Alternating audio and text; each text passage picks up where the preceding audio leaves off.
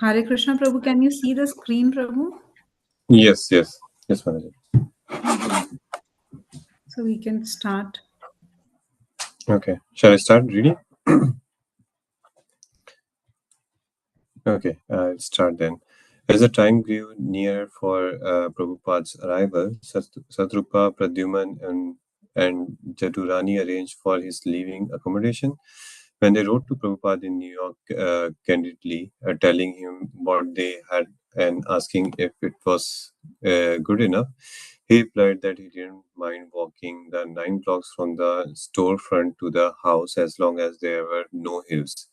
And he didn't mind how many devotees stayed with him at the apartment. But he must have a separate silent place. As for college lecture engagement, he said, whether they were big or small, he was always prepared to serve.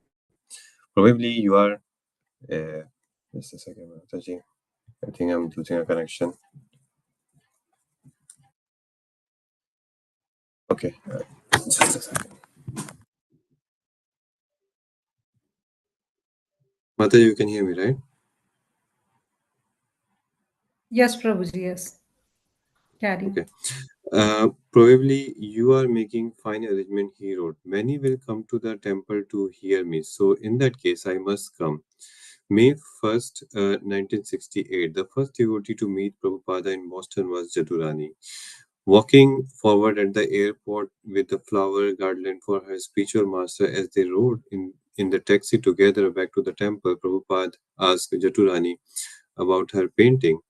She complained that in preparing for his visit, she had to saw material for that altar, put up curtains, and make posters and post them all over the city. Because the men in the temple were working at their office jobs, constantly, she hadn't been able to do her real service of painting. Don't worry, Prabhupada said. I won't stay long.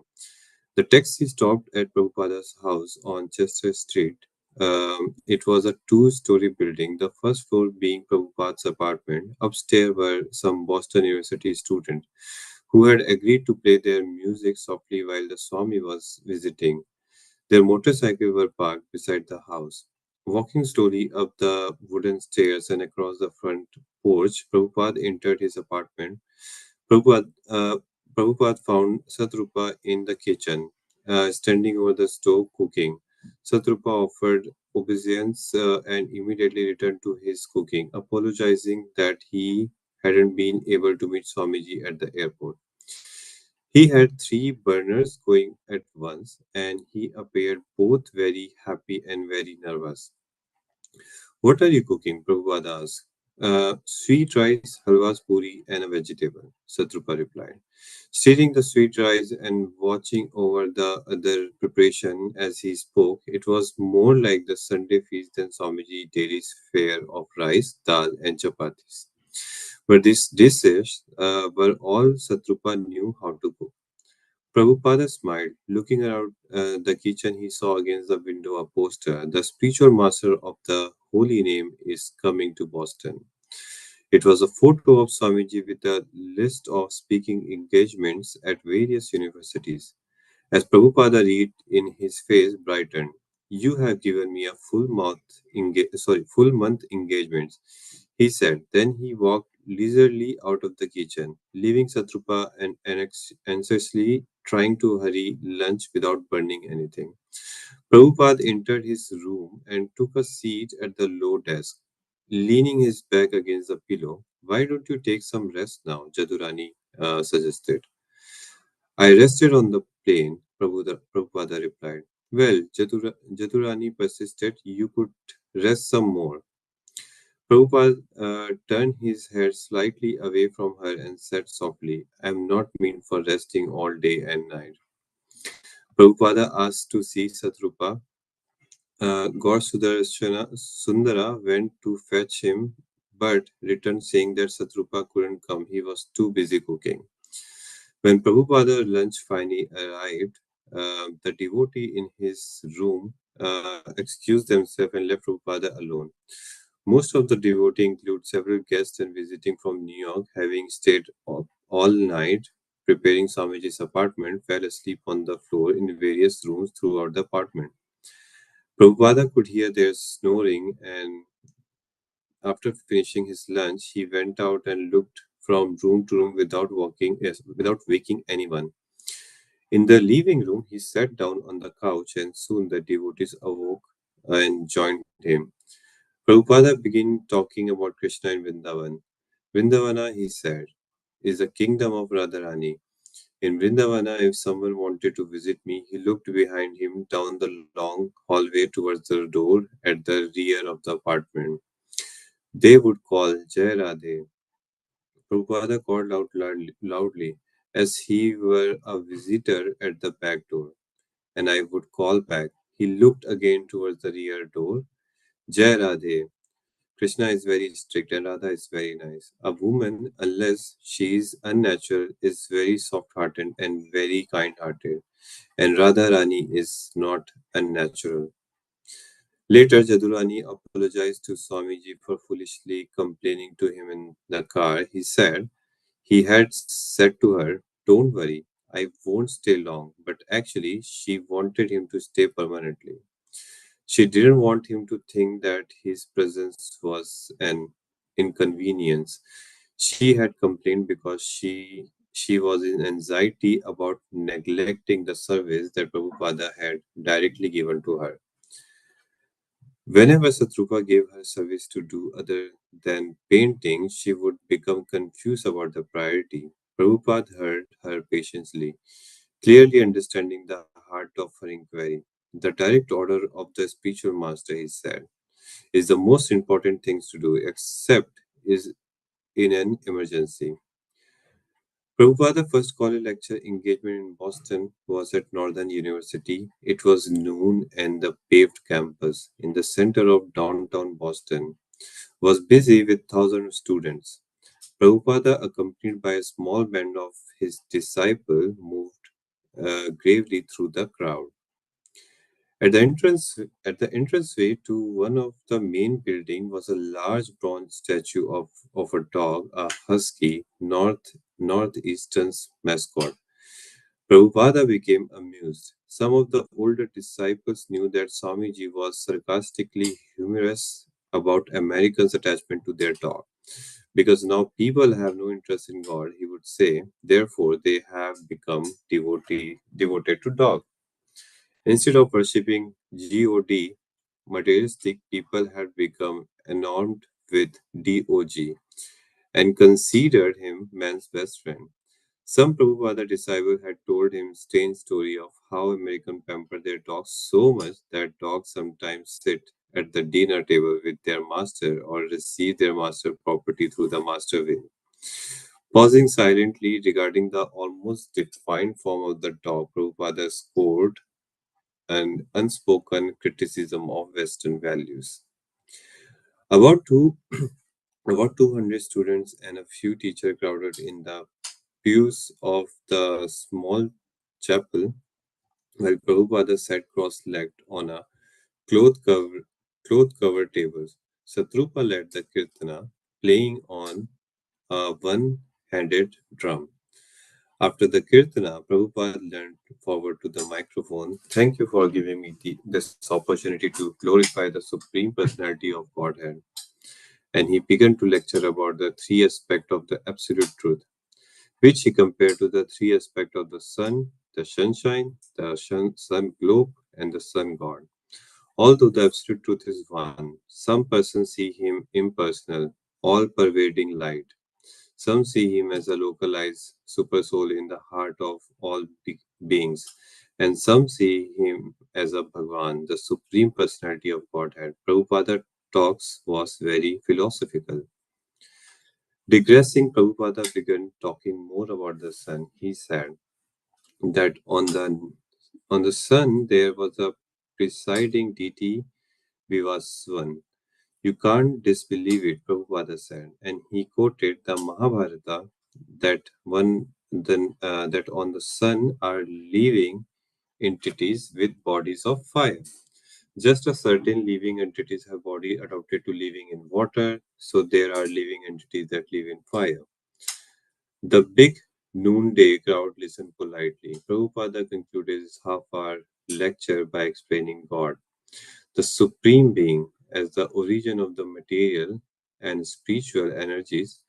We living entities, although spiritual, have magical position. All of us in this material world are covered by the external energy. The prayers of Hare Krishna means, O my dear Lord, I am your part and parcel eternally. But some way or other, I have fallen in the ignorance of material energy. Kindly lift me up to the spiritual energy. Although Prabhupada invited the audience to stay afterward and speak with his disciple when the bell rang, the lecture abruptly ended, and most of the students immediately left the chapel to make room for the next group of students. It was the academic factory. Class was over, and Swamiji and his followers should now leave. As Prabhupada was walking down the hall, the wife of one of the college administrators joined him, walking at his side and chatting pleasantly and effusively, assuring him that everyone at the university was very glad he had come. She walked with him to the door and then shook his hand. Turning to Satrupa, she exclaimed that everything had gone beautifully, that Swamiji had spoken wonderfully, and that she would send the $100 honorarium in the mail. Feeling excited and Feeling excited and successful, the devotees accompanied Prabhupada to the car, riding back to his house. Prabhupada agreed it had been a successful engagement. The post-university engagement in spacious Mars Chapel was poorly attended. Despite thousand students riding the trolleys and going in and out of the luncheonettes and big grey building that lined both sides of Commonwealth avenues of blocks, only half a dozen came to Mars Chapel to hear Swamiji. The devotees painted and embarrassed, criticized Satrupa for the turnout. Even the on-stage arrangement were poor, with Prabhupada seated on two high rickety table. Right. Yet, without hesitation, Prabhupada held a full program beginning with a kirtana that lasted almost an hour. He requested Brahmananda visiting from New York to give an introductory speech.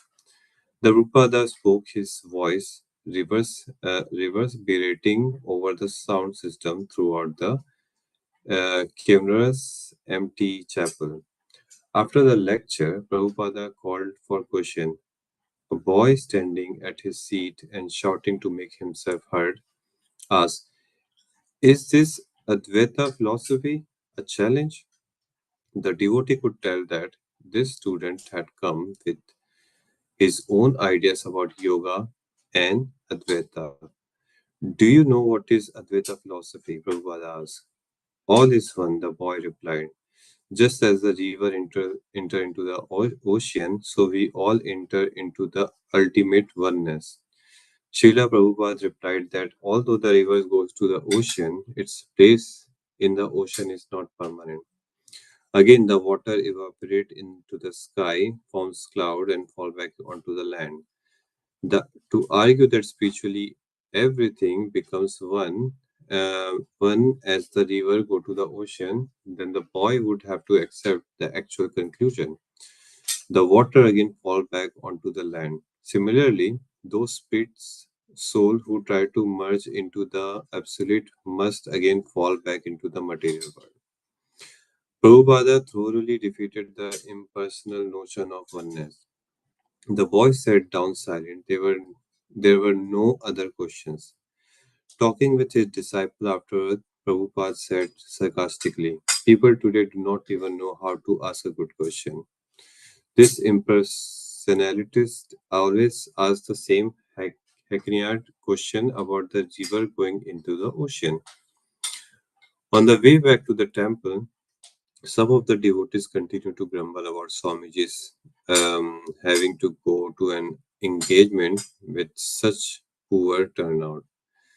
Brahmananda warned Satrupa that the next engagement had better not be like this one. Prabhupada was well aware of the worldwide prestige of Massachusetts Institute of Technology in Cambridge. Many Indians went there to study, and it was in fact an Indian organization that invited Prabhupada to speak. When Prabhupada arrived in the evening, he found over 100 people waiting in the carpeted, luxurious student lounge where he was to lecture. Some students were sitting on the floor while others sat on the leather upholstered couches and chairs scattered all casually throughout the room. Although it was time for the lecture to begin, the devotee had still not arrived with the paraphernalia. There was no flower garden for Prabhupada, no painting of Krishna, and no sign with the Mahabharata. The audience waited. In anxiety, Satrupa asked uh, Prabhupada, can you begin without the painting, looking at the large, momentous gathering? Srila Prabhupada said simply, painting is not important. He sat on the plain wooden platform and, since the musical instrument had not arrived, asked one of the devotees to play the Hare Krishna album. Prabhupada sat clapping his hand in time and listening. Prabhupada spoke boldly, challenging the very concept underlying MIT, where in this big university, he asked, is a department for studying the technology of the soul for understanding the principle which distinguish a living body from a dead body. That principle which when present in the body gives life and when absent brings death, where is the science to study this all-important principle of life? Although scientists consider life to be merely chemical or electric impulses, he argued, still they are unable to assemble the chemical and produce life. Why? There is no department in this university for answering this question, and therefore people are in the ignorance. They don't know the self or the next life or the purpose of human life beyond animal activities. This science, however, is taught in the Bhagavad Gita. After the lecture, there were many questions. Where is the symbolism? One student asked. Of that object behind you on the stage. Prabhupada turned and beheld a bare U-shaped metal stand, compliments of the janitor for holding the painting of Krishna that never arrived. This, Prabhupada frowned. I do not know what this is. This is some kind of technological symbol. Another student asked, why do you wear that making on your forehead? Why do you wear that necktie around your neck? Prabhupada snapped back, annoyed with the question. The student sat down, looking at his necktie. The Prabhupada explained to him that question about why people dress a certain way of are trivial, especially considering the gravity of the present subject matter. When the question and answer period ended, Satrupa stood and briefly addressed the student, inviting them to attend other college lecture by Srila Prabhupada or to come hear him at the temple. Wherever a saintly person goes, Satrupa said, become a tirtha or holy place. And now, for the month of May, Boston is tirtha. So please take advantage of it. Srila, as Srila Prabhupada was leaving with his disciple, a group of Indian faculty member and student came and stood around him, speaking rapidly and challenging him. One student, espousing the philosophy of monism, asserted that the highest expression of the absolute truth was that all is one. Prabhupada tried to make him understand that simply oneness was rudimentary idea, because from that one comes so many variegated manifestation. But the man would not accept this defeat. The Prabhupada became excited arguing with him. Taking the man by the shirt collar, Prabhupada shouted, you say everything is one, but is this cotton shirt the same as a cotton ball? Why don't you wear cotton ball instead of this shirt? The Indian technologies surrounded Prabhupada, raising their voice and arguing. While Prabhupada's disciple looked on anxiously, Govinda Dasi warned the devotees about Swamiji's health, and Brahmananda and the others smoldered at the offensive Indians. This wasn't the way to speak with Sadhu. Meanwhile, a devotee reported that Prabhupada's car had broke down, and someone ran out into the street to get a taxi. The arguing continued. When a taxi finally arrived, a few disciples pushed through the arguers, insisting, Swamiji, please, your taxi is waiting. It can't wait any longer. You have to go. And they disengaged their spiritual master from the mass of arguing technologists. Prabhupada considered that evening a success.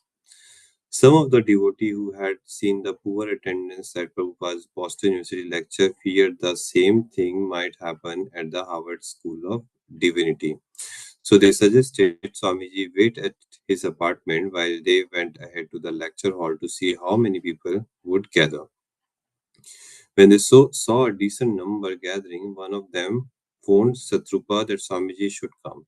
Meanwhile, at the lecture hall, Joseph Matthews, a graduate student in Vaishnavism, addressed the audience, describing from the mundane academic viewpoint the history of the Chaitanya movement.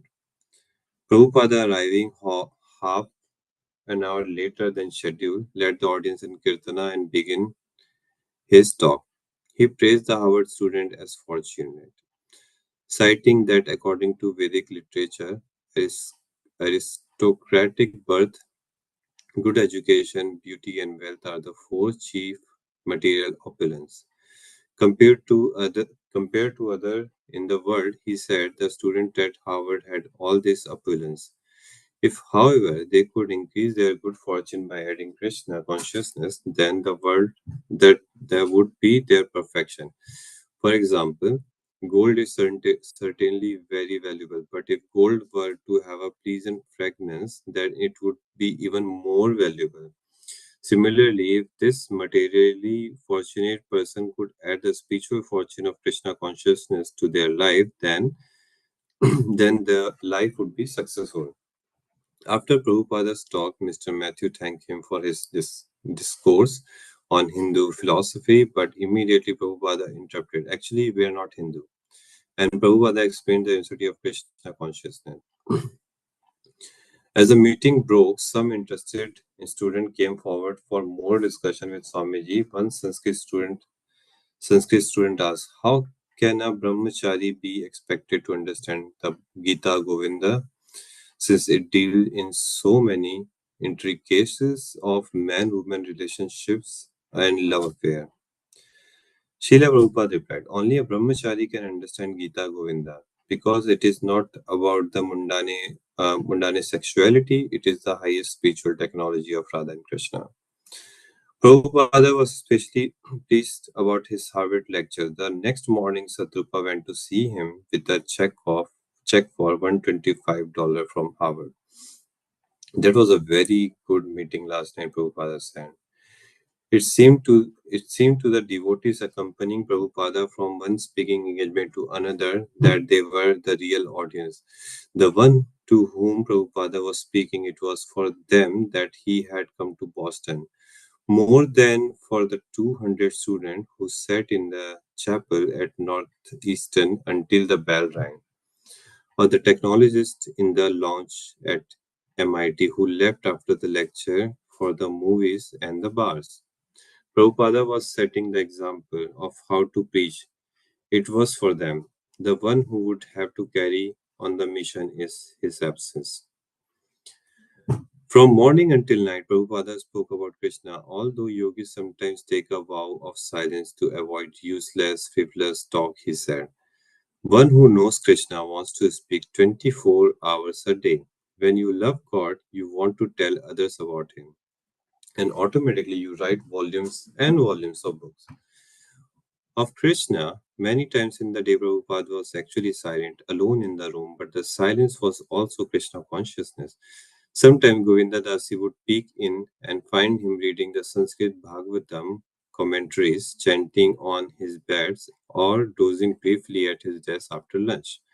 Sometimes he would sing verses from Chaitanya uh, Martha or walk around the apartment with his hand in his bead bag, chanting to himself and observing his assistant, Govinda Dasi in Boston. Swamiji would sing for hours for Chaitanya Charitamrita or Srimad Bhagavatam, just singing with the most feeling all by himself in his room, and I would peek in the keyhole to see how he was sometime. I would go in and check on him when he would pause. I would try not to disturb him, just checking. I would just go in to see if he needed anything. Sometimes I would peek in and simply think, who is he? Nobody knows who he really is or where he really came from or how great he really is. Especially in Boston, I began to feel very strongly that he was such a great personality and that I was viewing only a very, very minute glimpse of him. And that actually much, much more was going on than I could realize. A devotee might go in to ask Swamiji that he wanted for lunch or to check on his travel schedule or to get advice on some business item, but the talk would almost invariably turn to Krishna consciousness philosophy. Once matter at hand had been dealt with. What Swamiji wanted for lunch might bring him to talk about what Krishna liked for lunch and or how great devotees went without eating or how the modern day civilization was demonic for killing helpless cows. And whoever entered Prabhupada's room might find himself being pressed to argue against the existence of God and then be defeated by Prabhupada. Or Prabhupada might start talking even to disciple who came to replace a burdened out bulb about how he wanted to one day introduce the Krishna consciousness social order Varnasarma Dharma all over the world. Sometime a lone devotee sitting with Prabhupada as he spoke so profoundly would feel guilty if instead of talking just to me, he were translating his book. Then everyone could benefit. I shouldn't be taking up his time in this way once Sadhurani expressed the sentiment. Swamiji, maybe you should save your strength for translating. If you love someone, Prabhupada replied, raising his head back while looking at Jadurani. You like to hear him speak. More often, however, once a devotee got into Prabhupada's room, he wouldn't leave until Govinda Dasi came in, dropping broad hints or pointing to her watch and signaling from the doorway. In fact, the devotees took up so much of Prabhupada's time that Gaur Sundara and Govinda Dasi complained to Satrupa. Swamiji was being disturbed more in Boston than he had been in any other place. They said, and he was getting very little translating done. Alarmed that Boston was becoming inconvenient for Swamiji, Satrupa agreed to restrict devotees from seeing Prabhupada in his room.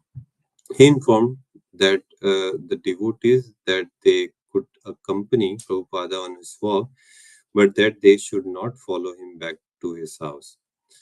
Satrupa, following my instruction the next morning, everyone stopped at the bottom of the porch.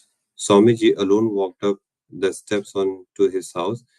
When he got to the top step, he turned around to see us all standing there and he waved to us. Come on, everything immediately ran up the stairs and joined him in his room. Feeling guilty that we were taking up his time, I made an attempt to terminate the discussion in his room, bowing my head to the floor in a gesture of leaving. I announced to Srila Prabhupada, we will leave you now and let you do your work. But Swamiji checked me as presumptuous. You think I am not working now? Do you think this is not work? He said.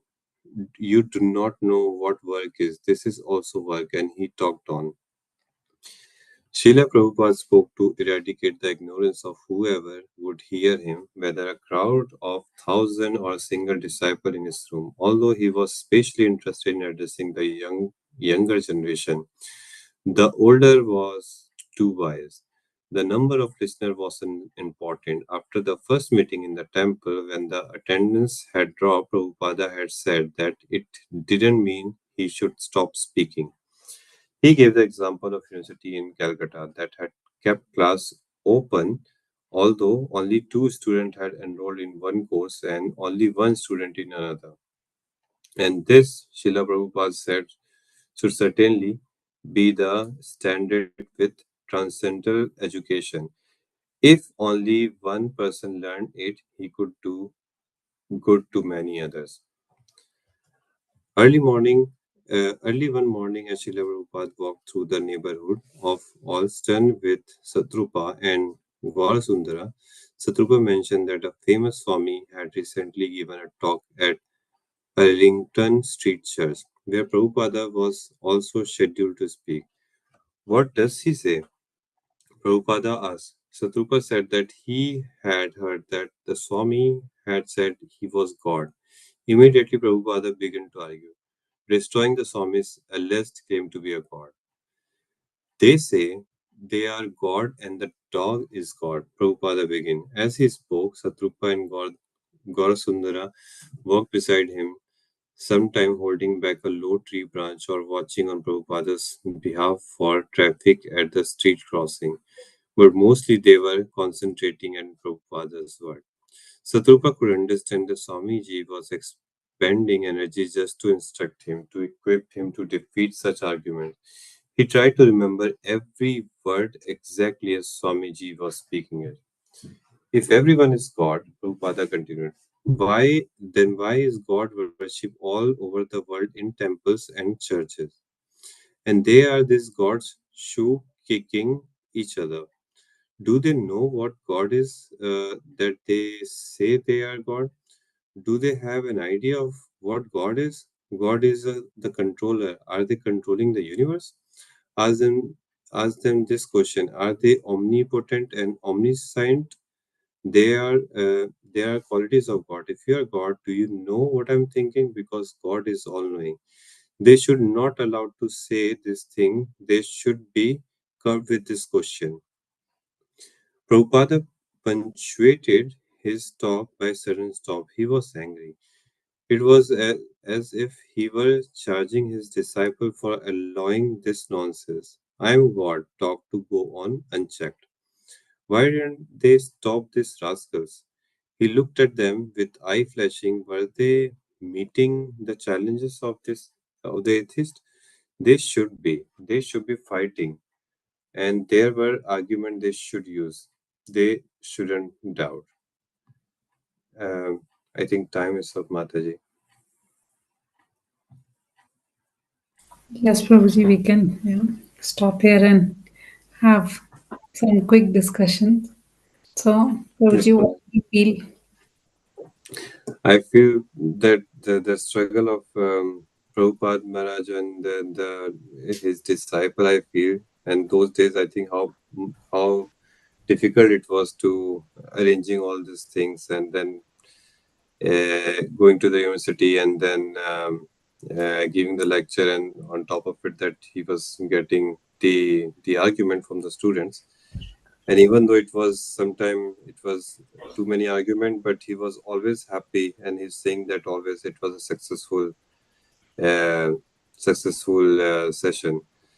So I see the struggle and how he was struggling for the benefit for everybody, every individual in this world, I believe.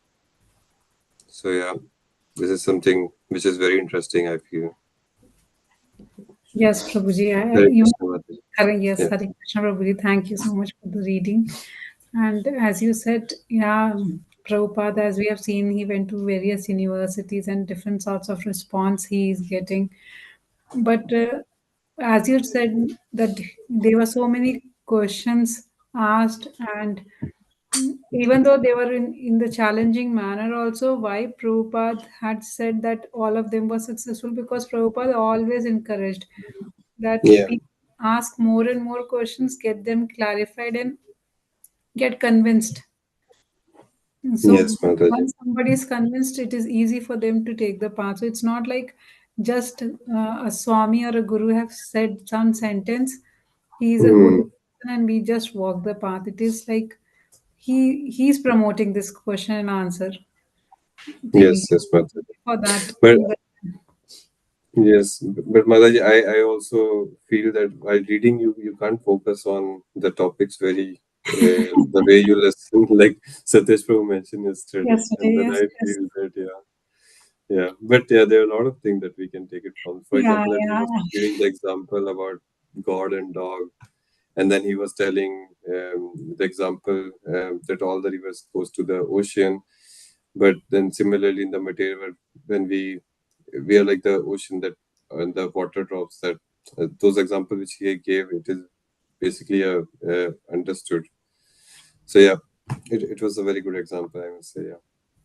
Yeah, actually, and as you said, now whatever, and even there was one line in between, and at the end, Satsarup Maharaj also told that he was thinking that everything what Prabhupada is saying is to teach all of them over there that how to conduct the preaching, how Yes. younger generation should learn with the different experiences and Prabhupada's examples, like these examples like the river example, the dog thing, because we can still see the same thing, right?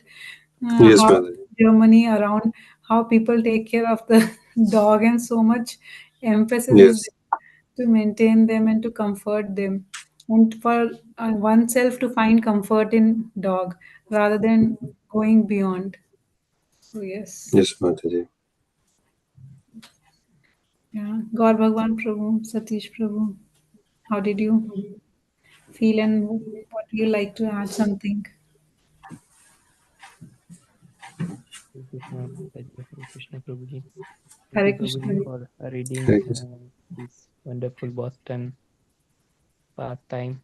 Yeah, somehow I felt that, yeah, normally in other pastimes, Prabhupada goes for a week or two, but here he was staying for a month. It was quite a good amount of time, and yeah, the devotees, yeah, they had arranged the stay for Prabhupada, the apartment, new apartment, and all were serving, and I could feel that how much excited, happy Satswarup Maharaj was when Prabhupada arrived. He was cooking, and that was a very wonderful. They had organized whole month program. Prabhupada was very happy for that, and yeah, that was also yeah, in that way they could hold Prabhupada longer time with them, and yeah, it was also very good, very wonderful feeling when uh, when that part came when Sri Prabhupada was in his room. He was playing, singing Chaitanya Charitamrita Bhagavatam, and there was some lines they had written that it was written that, yeah, they wondered that such a person is amongst them. He has visited them, or such kind of person who is completely devoted to Lord out of the world, as they are getting the association of such person. So all was very wonderful to hear from, yeah, Satsvarup Goswami Maharaj. And yeah, lastly, yeah, this all optimism of Srila Prabhupada, going to each university and not seeing anything as opposite to Krishna consciousness. Every opportunity he turned towards, and yeah, everything. Yeah, I could feel the enthusiasm of all the Hmm. devotees also were, yeah, going at uh, each place to different universities, and yeah, the young devotees were joining in more numbers, And Prabhupada also said rightly that they are the mostly the old persons. They are more like more conditioned than the young minds, and for young minds it's easier. So yeah, that was also learning that yeah, young age is better to begin. Mm. Yes, Yes, all over, yeah, overall, yeah, was very wonderful to hear this Boston pastime, and yeah, look forward the remaining part. yeah, Prabhuji, and yeah, it was again wonderful to hear your your realizations from this chapter. Yeah, when you were talking, I could also remember that one time in this part, what we read, Govind Devi, Mataji was telling that she could not fathom what she's seeing, the greatness of Prabhupada, or is she realizing it to the extent how great Prabhupada is? So I also sometimes feel the same goes, that if the same thing, if we, let's say, this same chapter of Prabhupada-līlāmṛta, if I read over and over again, after a certain gap, there is so much to realize, because yeah, to fully know Prabhupada, it's not easy, his greatness. And what all you said is, it's very, very touching. The enthusiasm of devotees in this can be seen through the small effort that they made, that engagement, full month engagement. They wanted to please Prabhupada, and they also wanted to have Prabhupada with them. So yeah, Prabhuji, thank you so much. Satish Prabhu. Hare Krishna Mataji. Thank you for this session, Mataji, and thank you, Krishna Prabhu, for reading this wonderful, part of the chapter. I think I have nothing more to add, Mataji. I think all of you have summarized it, in a best way. And one thing that was like, stood out to me was the devotees told, in spite of having all the people who are there in the, the students, the 200 plus students, etc. The best part was they felt that all the messages or the lectures of Srila Prabhupada was for them. I think that connection we even have today when we read Leelamrit, be it every Friday class that we used to have, or even yesterday my realization, that connection that we have with our Jagat Guru Srila Prabhupada is really surprising. And and I was also telling my mom this morning that here the most unique part of Prabhupada is like when I hear about Ramanujacharya or Adi Shankaracharya, we really don't know their times, how things were. We can only Mm. imagine. But with Srila Prabhupada, we can really, really, relate it. And this miracles is like, I would say more than miracles. This comes as like his mindset and his, Shraddha, they say, right, to achieve his Guru Maharaj's commitment. So I think that's always an inspiration, Mataji. I think we should all again restart Prabhupada-līlāmṛta after we finish today. Yeah, exactly, Prabhuji. Sometimes I feel like before this Leela Amrit classes, we used to have Fridays from Yeah, Sudama Prabhu Ramayana. I exactly Ram- feel the same way for Ramayana also by Sudama Prabhu. yes, That the Mataji. way we did that elaborated Ramayana, it was so nice that we should Yes, again keep on doing. So, yes, and yeah, Prabhuji, for this, I again feel that we should humbly pay our respects to Satswarup Maharaj, because had he not written this and yes, given Mataji. us the insight of Prabhupada dealing, we would have also not gotten our answers. We would Totally, have, Mataji. I don't know how we would connect to Prabhupada if Agree, uh, Mataji. all Yes, the Mataji. disciples of Prabhupada would have not carried forward this personal dealing, because you Yes, Mataji. remember here in one place it was written that they were thinking that they are disturbing Prabhupada so much that so they stand down, and Correct, Prabhupada correct. alone took the stairs. But Prabhupada told them, no, Yes, come up, Mataji. and this is not something like this is also work to deal with the devotees and to guide them personally. So, yeah, if Yes, at Mataji. all we don't know Prabhupada this personal way, as This we told, connection. Totally, yeah, this Mataji. connection would, as you were telling, yeah, we know Ramanujacharya, Madhvacharya, they are so great devotee, Yes, unparalleled actually. Yes. But we don't know about them in this way. You In this understand? detail, Mataji. Yeah, Exactly. that the dealing, the personal dealing. So in Prabhupada Beautiful. scenario, we feel like as if we know Prabhupada as a person, the personality. Yeah, exactly, Mataji. That's why, maybe I know I was also planning to talk about this to Sudama Prabhu. I don't know if it's Aprada or whatever. Like when I heard about Srila Prabhupada, I feel he's a very good mentor, and it does not. Mm. Basically, he's a very practical, practical. I don't know, guru, right? So, Correct. uh, I also feel the same that, Yeah, I yeah. agree too. Yeah. yes, Prabhuji, Mataji. Yeah. So, yes, Mataji. So that's maybe I also joined Prabhupada-līlāmṛta only 2 years back, Mataji. So I believe we already at that point of time, Prabhupada already traveled to the West. So Oh, I think his engaged Leelas and how the transformation happened. Those are something that will be very interesting. I hope and I can read this in this lifetime, Mataji. But thank you, Mataji. yes, Prabhuji, even the first part when Prabhupada was in India, when we read that, we grow many fold in terms of respect to Prabhupada, because at least in when he traveled to West, we could see there were so many people with him, but his journey in India was so lone. So when we were reading that part also, na, where Indian people in the MIT were just charging him with the questions, so I could relate Okay. back to that part of Prabhupada-līlāmṛta, where when he was in India, he really had a tough time.